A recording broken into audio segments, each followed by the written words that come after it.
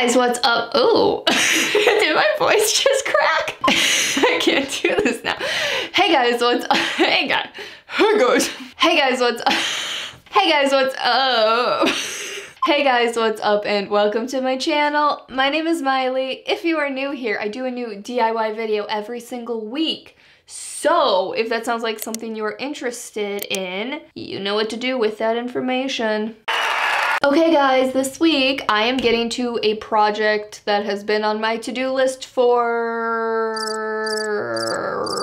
a very long time. So in my living room, we have some built-ins, and back when I moved in, I revamped the built-ins by painting the wall and painting the cabinets and shelves and everything. And when I did that, I really loved it. But then when it came to actually decorating the shelves, I just took whatever I had and tossed it up on the shelves and tried to make it work. And let me tell you, it's just not working. And I stare at these shelves all the time. So what I'm gonna be doing this week is, one, I have some really fun little bookshelf DIYs planned out. And then after my DIYs are done, I'm taking everything off of the shelves and we'll be sharing with you guys the little tips and tricks I use for styling and staging shelves. So without further ado, let's get into it.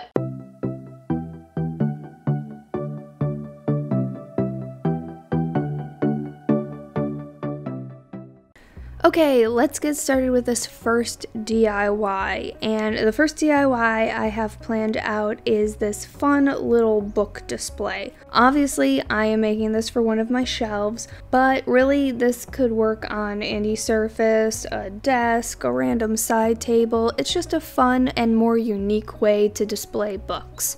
And with a lot of the DIYs I do, I have my reasonings of why I'm making something, and I am specifically making this DIY for my husband. He does this thing, darn, I always forget the name of it. Oh, it's called reading. So he has these books, and he actually has quite a few of them, and he opens these books. They have words in them. The words form these things called sentences, and he learns things. It's really just like a phenomenon to me. I thought a book was something you bought at Goodwill for $2 only to use as decorations. I didn't realize people buy books to open them and learn things. So, since he has all these books, he's also constantly rereading things in these books and is pulling them off of the shelves, and I usually end up putting them back when I see them laying out, and then he can't find where the book is because I put them in a different spot. So, I am making this little book display thing, so when I see a book out, I will put it on this shelf and he will know where the books are that he is currently reading at that time. In my official design sketchbook, I designed out this upside down shelf where all the pieces are interlocking with one another. And in my sketchbook, I figured out exactly how I wanted to put this all together, using a base piece and a vertical back piece as my main structure for this shelf. I then used pocket holes to connect everything together. One pocket hole going down so that each upside down triangle piece could connect to each other, and then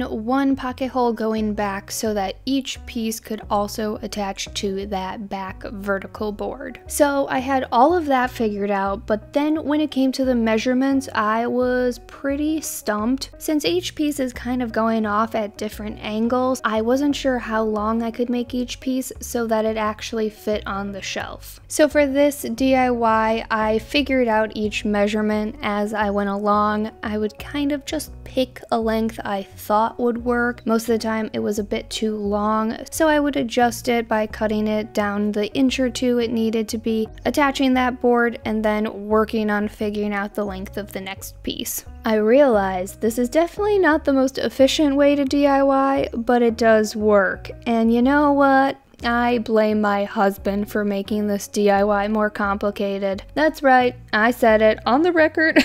I blame him. So I originally had designed out a very similar but also a very different bookshelf. I called it a book tree. Mine was gonna be 4 shelves that have triangles facing down, and what you're supposed to do is wherever you are in your book, you just pop your open book on one of the shelves and it holds your spot. When I showed the design to my husband, he told me that that's not a good way to store your books because it damages the spine. How am I supposed to know that? I don't read. So I quickly designed out a similar but very different shelf where all of the books can be stored on there closed. Fortunately, I ended up liking this design better, but the measurements and putting this all together was definitely more complicated. So I'm still gonna blame my husband for making my life more complicated. But here is the first DIY all complete. I love the way it turned out, and now it is the perfect place to just pop the books that my husband is reading on the shelf so he knows exactly where his books are at all times. Now let's move on to the second DIY, and we're making some bookends. And unlike the first DIY, these measurements were much easier to figure out. I went to one of my shelves, grabbed a random book, measured it. It was about 9 inches, so that is the height and width I made these bookends. And to put all these pieces together, I used my Kregg Jig again and made some pocket holes, but if you don't have a Kregg Jig, you could always just screw the pieces together normally. That's totally an option. I just recently learned how to make pocket holes, so I'm probably gonna use pocket holes in most of my future projects from now on. And the idea behind this DIY is I always see these really cool rock crystal bookends all over the internet. It's one big rock that's usually cut in half, and they're always pretty expensive. So I wanted to do my take on some rock bookends, but of course make them cheaper. So I went to Hobby Lobby and picked up 3 packs of these river rocks. They were 50% off, so I got all 3 packs for $6. And using some E6000, I started to lay those rocks out over the little wooden structure I made. And what I had in mind was to create this cool rock sculpture that cascaded up the side of the little wooden structure. And using the E6000, it didn't dry very quickly, so I had to work in small batches at first. And then my impatient side came out, so I brought in the big guns. Yeah, after the first layer, I switched to hot glue. I wasn't sure if it was going to work, but it ended up working out great. It stuck to the rocks just fine, and it also was super helpful to fill in little gaps between all the rocks to create a better structure. Also, had I not switched to hot glue, I probably would have never created this song. I need some hot glue, baby, this evening. I need some hot glue, baby, tonight. Hot glue, I need some hot glue. This is what I do while I DIY stuff. I know what you guys are thinking. Miley, you have the voice of an angel. I already know. I mean, I do hold the title of Season 27 New York City Karaoke League Champion. So you don't get that title with a mediocre voice.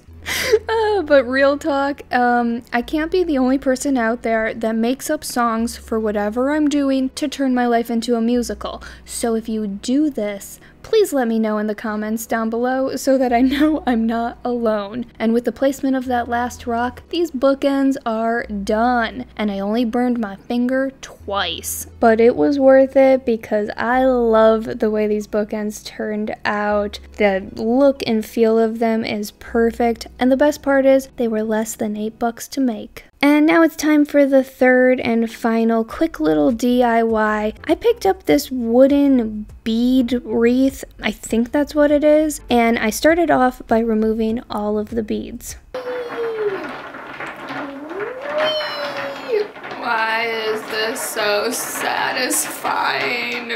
So yeah, after about 10 minutes of that, I finally got started on this DIY. And I will say this DIY is pretty random. I got this idea from a random little trinket I saw on a shelf in a random picture on, I believe, Pinterest. Let me see if I can find that picture.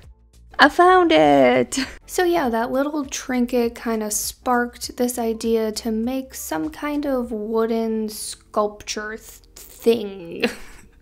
I'm really good at descriptions, super good at descriptions. But making this statue was super easy, and the goal for this DIY, and actually the goal for all 3 of the DIYs I did, was just to incorporate some more wood elements on the shelves. Since I naturally gravitate more towards an industrial style, I wouldn't consider these white built-ins industrial, so I just wanted to incorporate as much rustic industrial elements on the shelves as possible. And the first 2 DIYs that I did definitely leaned more towards a rustic industrial look, whereas with this statue it ended up feeling kind of mid-century modern to me. I don't know if that's right, but for me it kind of feels mid-century modern, which is great because I also have elements of mid-century modern in my living room. Now that the DIYs are done, let's go over the rules that I loosely follow to decorate my shelves.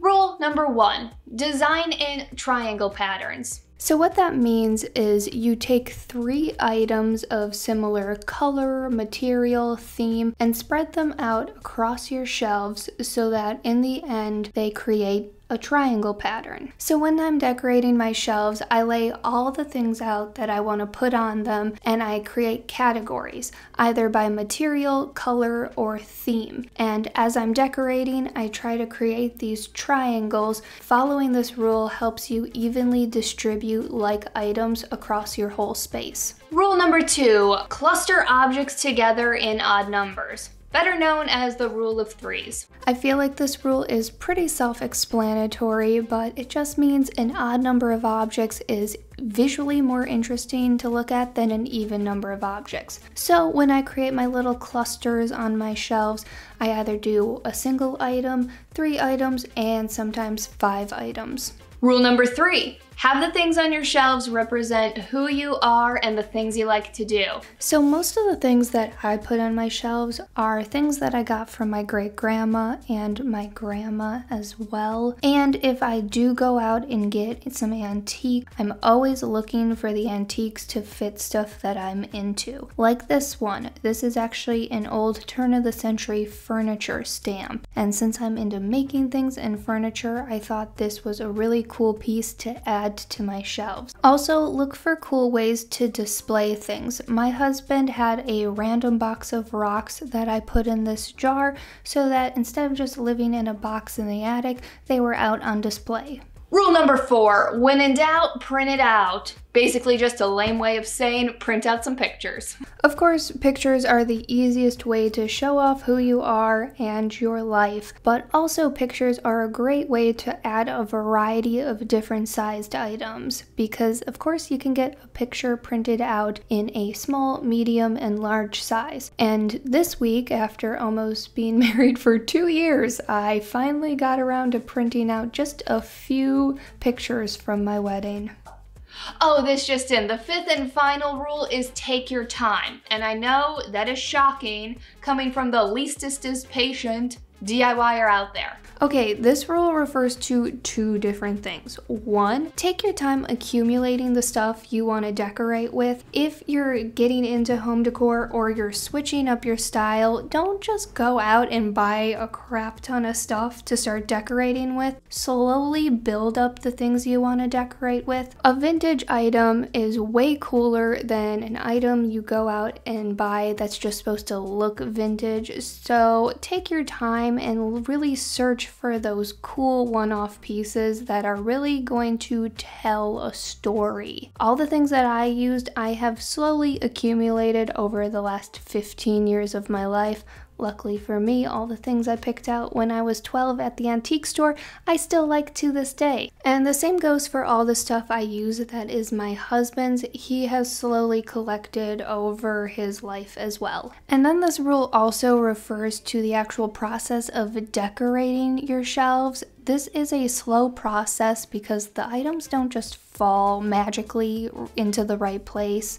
So when I'm decorating, I'm constantly moving things around, taking a step back, seeing what I like, seeing what I don't like, until I have created the perfect little motif on each shelf. And when I put all of these rules together, I usually get a much better result in the end.